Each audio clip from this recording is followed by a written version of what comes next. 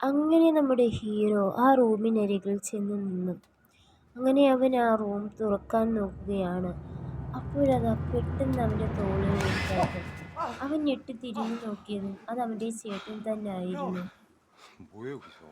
നീ എന്താ ഇവിടെ ചെയ്യുന്നത്? 여기서 이상한 소리. ഈ റൂമിൽ നിന്നും എന്തൊക്കെയോ 이상한 ശബ്ദം 소리. ഞാൻ കേൾക്കുന്നു. 이상한 소리. ശബ്ദമോ? അതെ. അപ്പോൾ ഹീറോ, ഞാൻ കേട്ടു കുറച്ച് മിനിറ്റുകൾക്ക് മുമ്പ്. 나지.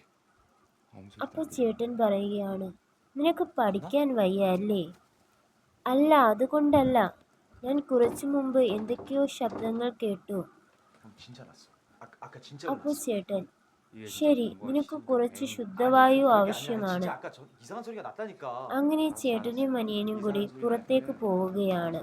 아니 뭐 바로 밖에 이렇게 비가 오는데 어딜 가? 비 오는데 പുറത്തേക്കോ? 이상한 പുറത്ത് നല്ല മഴയല്ലേ?